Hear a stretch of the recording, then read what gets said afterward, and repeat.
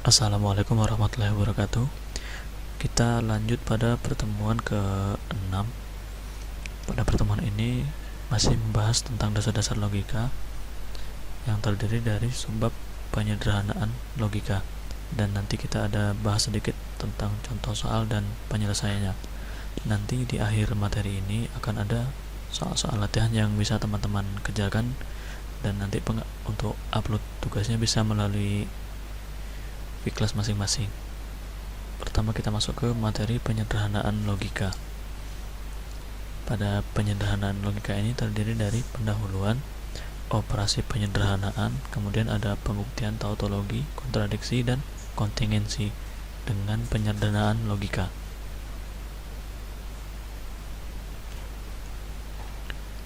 Jadi penyederhanaan logika itu adalah proses mengubah bentuk ekspresi-ekspresi logika menjadi lebih sederhana. Dengan apa? Dengan menggunakan hukum-hukum ekuivalensi dalam logika. Jadi ini bisa dibilang menyambung dari materi pada pertemuan 5 sebelumnya ya.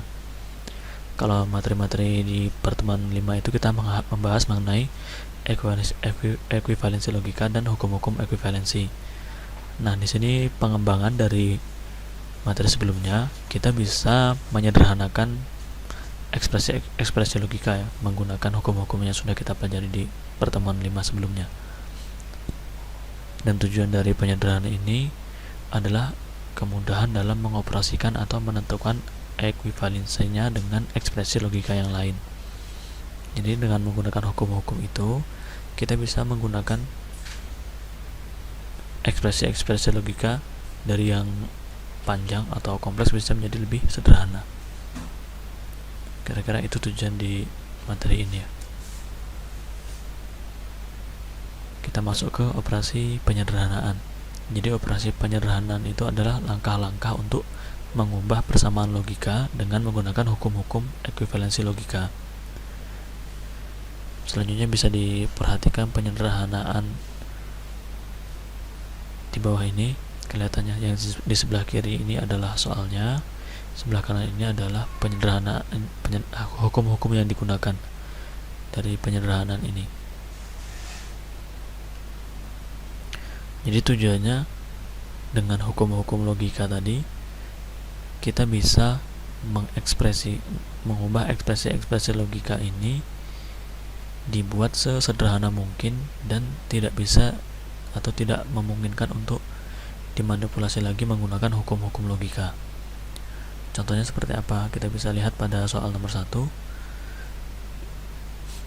yaitu negasi P implikasi negasi dalam kurung P implikasi negasi Q. Nah, dari pada pertemuan 5 kita bisa cek kira-kira dari soal ini kita bisa menggunakan hukum ekuivalen apa. Nah, di sini ada implikasi ya. Implikasi ini kita bisa menggunakan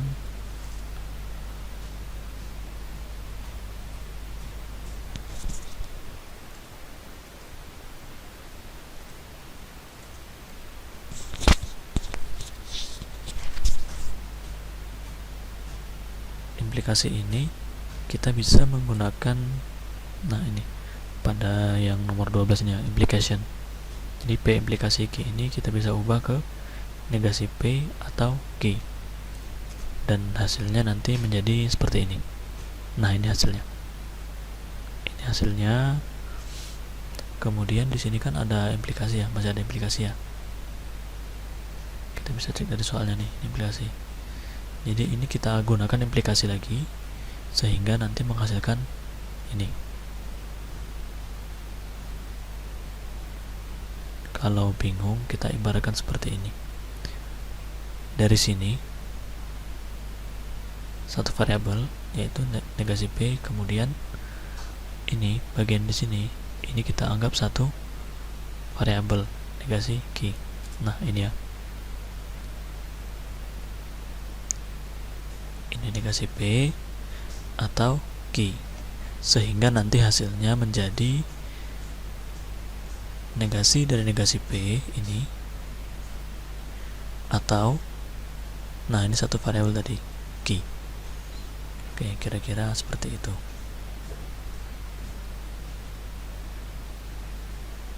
Kemudian kita coba cek lagi dari turunan tadi.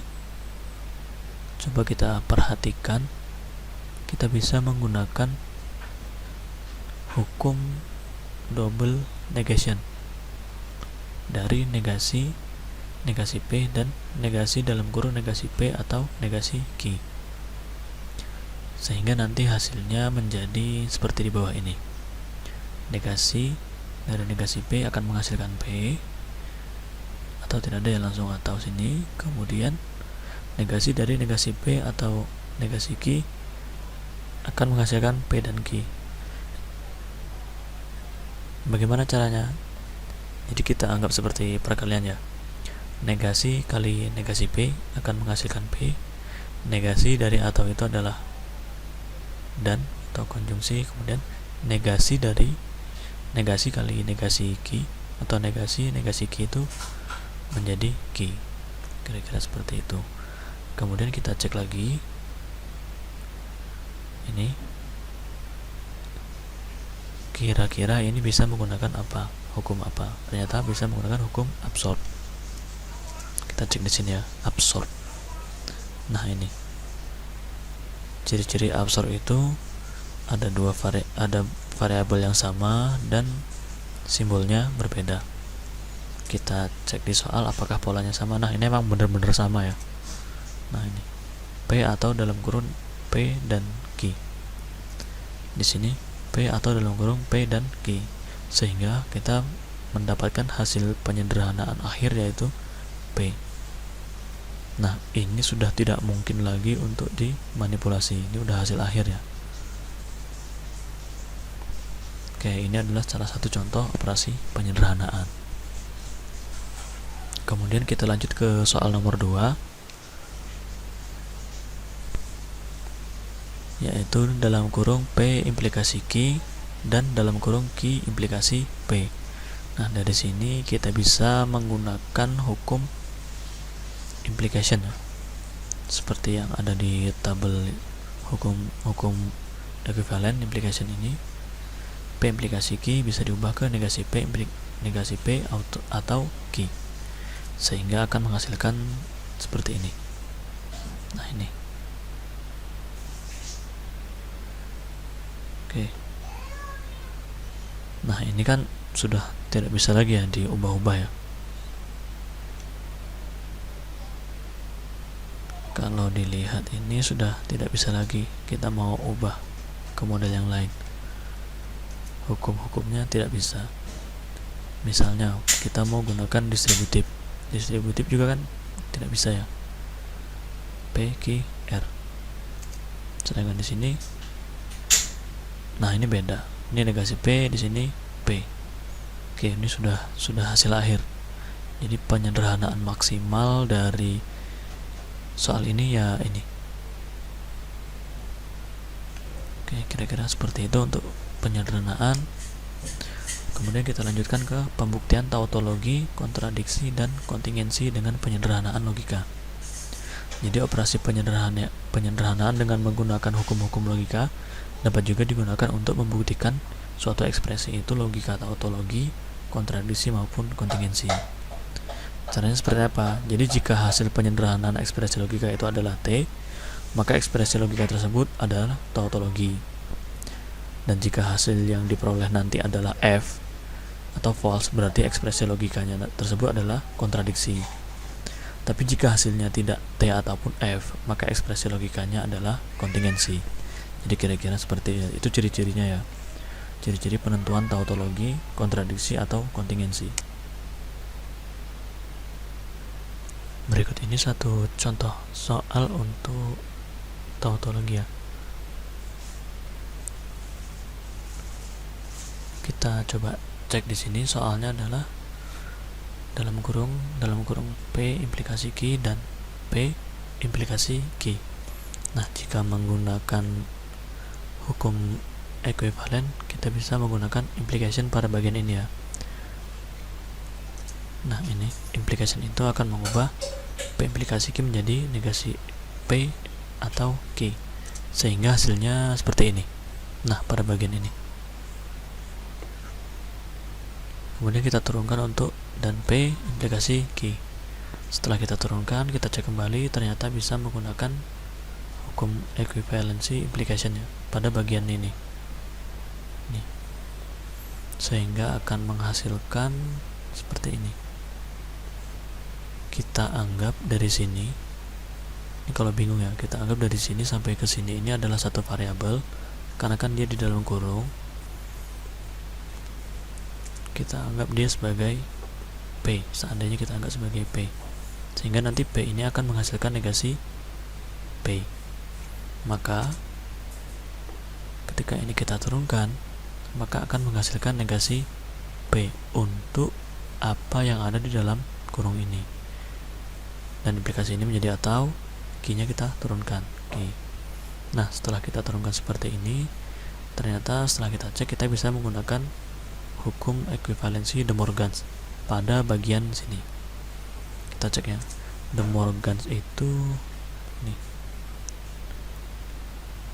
di luar kurung itu ada negasi ya, negasi dalam kurung. Nah, kita bisa cek di sini negasi dalam kurung. Nah, nih, jadi ini yang masuk ke De Morgan ya. Dia menggunakan n berarti De Morgan n yang ini ya. Sehingga setelah kita turunkan, maka akan menghasilkan nih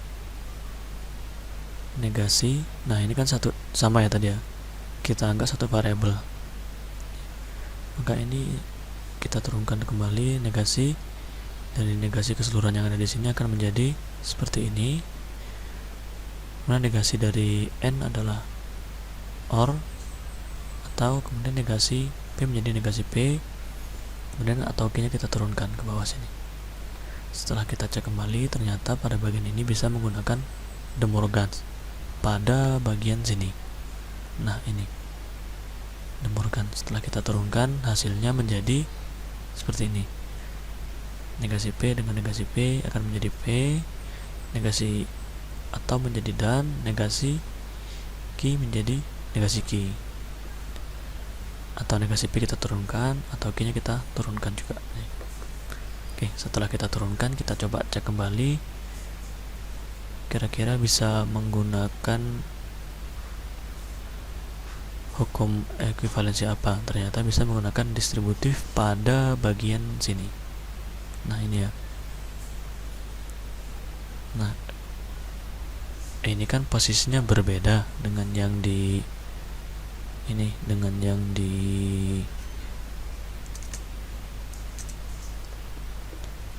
tabel hukum ekuivalensi. Kita coba cek distributif. Nah, ini ya, P nya di sebelah sini, tetapi pada soal sebelah sini ini beda posisinya. Jadi kalau bingung sebenarnya dengan menggunakan hukum komutatif, permasalahan ini selesai, karena kita bisa menukar posisinya. Dari yang awalnya P atau Q bisa menjadi Q atau P, atau sebaliknya ya, dari yang awalnya Q atau P bisa menjadi P atau Q. Jika kita terapkan di sini, bisa posisinya akan tertukar, negasi P nya pindah ke sebelah sini. Nah, memang di soal ini saya tidak menggunakan komutatif karena kan hasilnya sama saja ya. Jadi bisa digunakan, bisa juga tidak digunakan. Memang bagusnya kalau kita menggunakan itu, kita tidak bingung ketika nanti membandingkannya ke tabel hukum-hukum ekuivalen ini. Oke, kira-kira seperti itu. Kita coba lanjutkan. Nah, ini. Jadi dari negasi P atau P itu menjadi ini, negasi P atau P, kemudian negasi atau Q menjadi negasi atau Q. Kemudian ataunya kita turunkannya. Nah, ini dan, karena di dalam kurungnya adalah dan. Oke, setelah selesai hasilnya seperti ini, kita coba cek, ternyata bisa menggunakan negation ya. Menggunakan negation pada bagian ini, negasi P atau P. Kita coba cek negation. Nah, ini P atau P. Di tabel-tabelnya kan P di tabel hukum ekuivalen ini kan P atau negasi P, tetapi di soal negasi P atau P. Sama seperti kasus yang atas tadi, ini juga bisa menggunakan komutatif dan nilainya nanti akan sama saja. Kebetulan memang di sini saya jabarkan tidak menggunakan komutatif ya, karena kan nanti nilainya sama. Ini bisa digunakan atau tidak digunakan juga tidak masalah. Sehingga nanti dari negasi P atau P ini menghasilkan T sesuai dengan yang ada di sini, T. Setelah itu kita coba lanjutkan. Ini kita turunkan negasi P atau negasi Q nya kita turunkan ke bawah sini, atau Q nya juga kita turunkan. Setelah kita turunkan, kita coba cek kembali, ternyata bisa menggunakan distributif pada bagian ini. Kemudian kita coba, ini kan distributif ya, ciri-ciri distributif itu variabel yang berbeda dan simbolnya berbeda. Kita coba cek di soal. Nah, ini memenuhi ya, variabelnya berbeda. Yang satu T, satunya negasi P, satunya negasi Q, dan simbolnya pun berbeda. Makanya kita menggunakan distributif. Oke, kita lanjutkan. T dan negasi P menjadi ini, T dan negasi P, atau kita letakkan di sini T dan negasi Q menjadi T dan negasi Q. Kita turunkan atau Q-nya. Oke, setelah selesai sampai di sini, kita coba cek kembali. Ternyata bisa menggunakan identity ya pada bagian sini dan di sini. Kita coba cek di tabel sini. Nah, ini sama.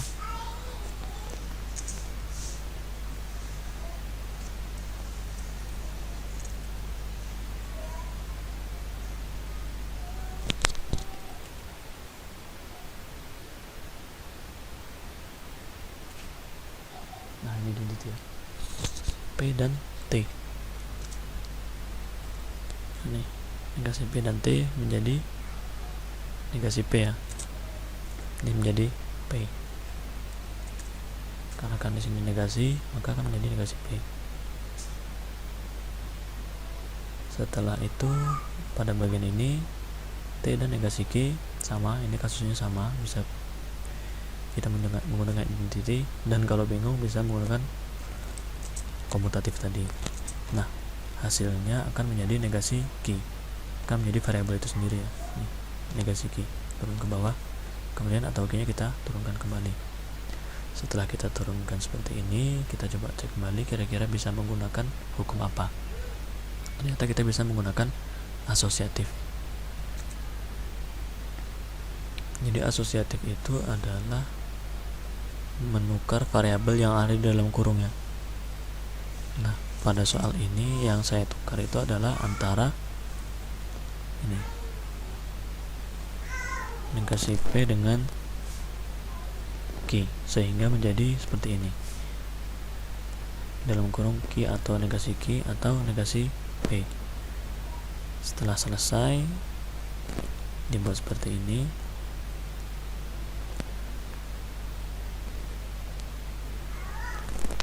Ternyata bisa menggunakan ini ya, negasi pada bagian Q atau negasi Q. Kita coba cek Q atau negasi Q atau akan menghasilkan T. Nah, seperti ini, T. Kemudian kita turunkan untuk negasi P nya ke bawah. T atau P ini ternyata menggunakan bounded P atau T akan menghasilkan T, sehingga nilai akhirnya adalah T. Karena hasil akhirnya adalah T, maka ekspresi logika di atas adalah tautologi. Oke, kita lanjut ke soal nomor 2, yaitu dalam kurung P atau Q dan negasi P. Nah, ini sedikit saya tambahkan komutatifnya ya.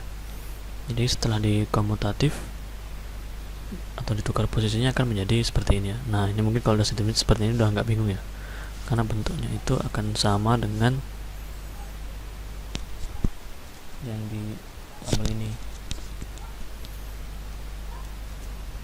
Nah, ini setelah kita ubah, negasi akan menjadi negasi P dan dalam kurung P atau Q. Ini kita bisa menggunakan distributif ya. Kenapa distributif? Karena ciri-cirinya adalah variabel yang berbeda dan simbolnya berbeda, sehingga kita menggunakan distributif. Nih, distributif. Sehingga akan menghasilkan seperti ini, negasi P dan P ini, atau negasi P dan Q. Ini negasi P dan Q. Setelah kita turunkan seperti ini, kita cek kembali kira-kira bisa menggunakan hukum ekuivalen apa. Ternyata kita bisa menggunakan negation pada bagian negasi P dan P. Negasi P dan P ini, jika menggunakan negation P dan negasi P ini sama ya, P dan negasi P sama, negasi P dan P juga sama, akan menghasilkan F. Sehingga di sini kita buat F. Nih. Dan untuk atau dalam kurung negasi P dan Q nya kita turunkan. Nah, ternyata ini juga bisa menggunakan distributif ya. Kenapa distributif? Seperti yang dijelaskan sebelumnya, pertama ciri-cirinya adalah variabelnya berbeda dan simbolnya berbeda, sehingga kita menggunakan distributif.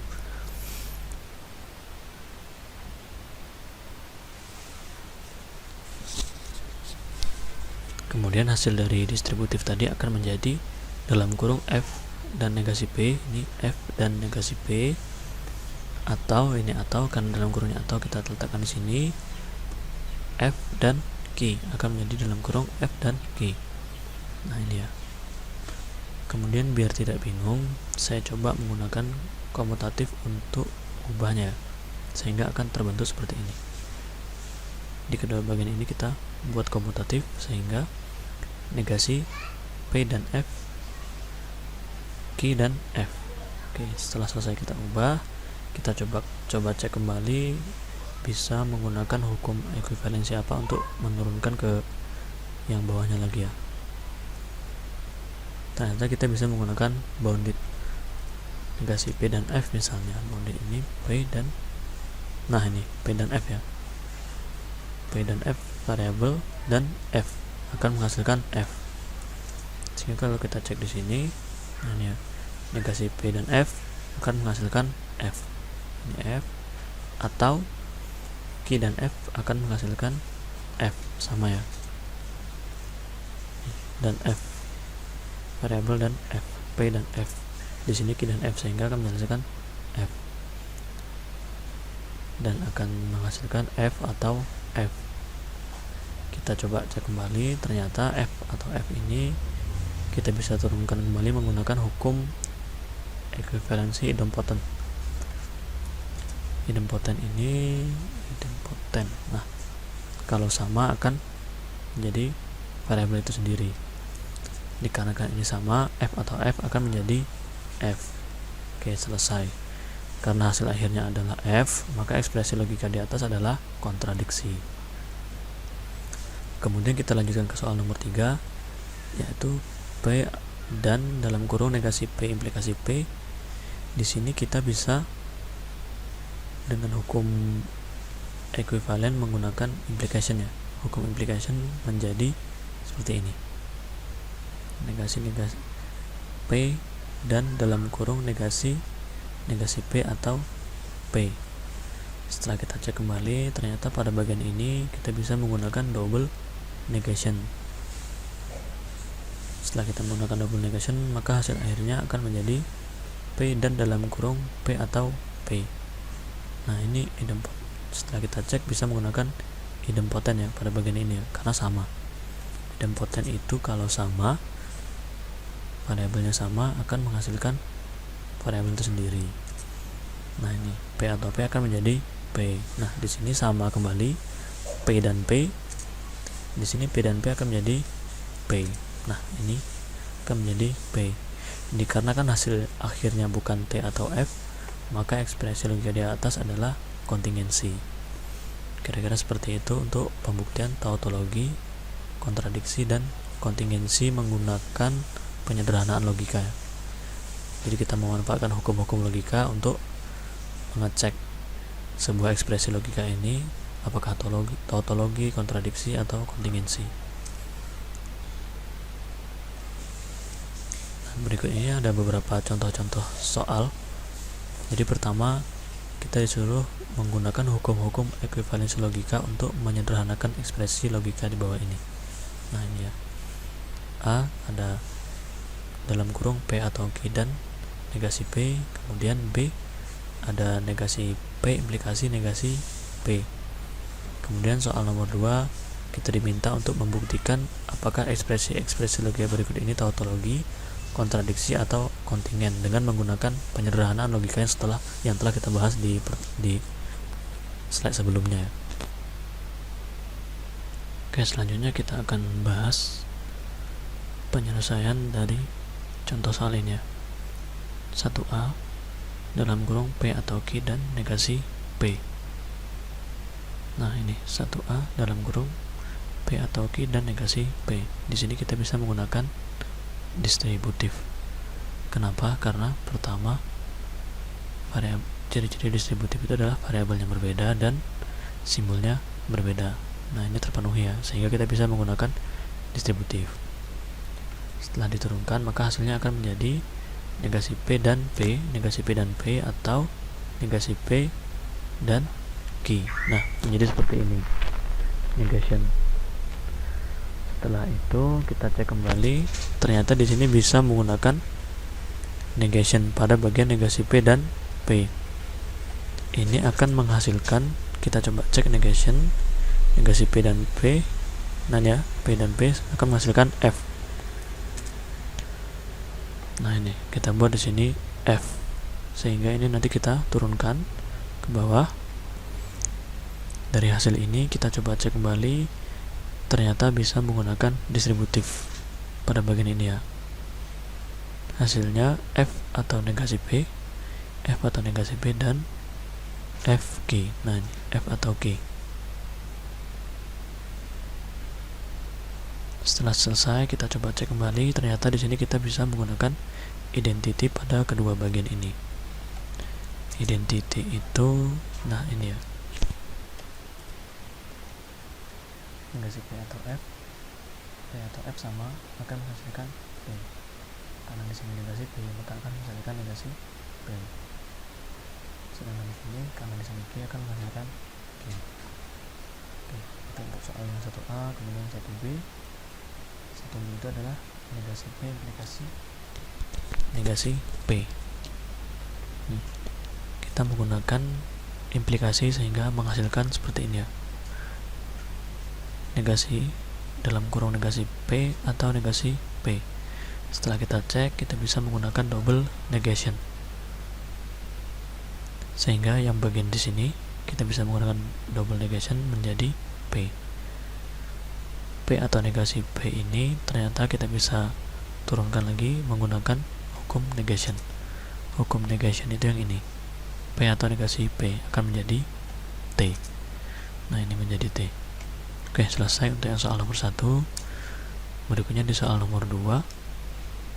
Soal nomor 2 itu adalah negasi dari negasi dalam kurung negasi P implikasi P. Di sini kita diminta untuk membuktikan ekspresi logika ini tautologi, kontradiksi atau kontingensi ya.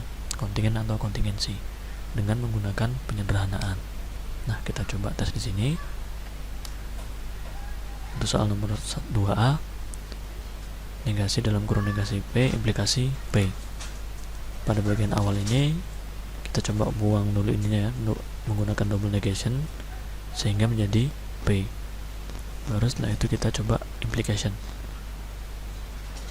P implikasi P menjadi, nah ini ya, negasi P atau P. Setelah itu kita coba cek kembali, ternyata ini bisa menggunakan negation. Cek ya, negation. Nah, ini sama, sehingga hasilnya adalah T. Karena hasil akhirnya adalah T, maka ekspresi logika ini adalah tautologi. Kemudian yang berikutnya soal nomor 2 adalah P atau dalam kurung P dan Q. Nah, P atau dalam kurung P dan Q. Ini kita bisa menggunakan absorb. Ciri-ciri absorb itu adalah ada variabel yang sama dan simbolnya berbeda. Jika ketemu seperti itu, maka hasilnya adalah P. Nih. Variabelnya sama, simbol berbeda akan menghasilkan P. Sehingga di sini akan menjadi P. Karena hasil akhirnya bukan T atau F, maka ekspresi logika di atas adalah kontingensi. Oke, kira-kira seperti itu pembahasan untuk contoh soal dan penyelesaiannya. Mudah-mudahan materi yang disampaikan ini bisa dimengerti. Seandainya ada pertanyaan bisa melalui grup WA yang telah disediakan. Sampai di sini dulu, terima kasih. Assalamualaikum warahmatullahi wabarakatuh.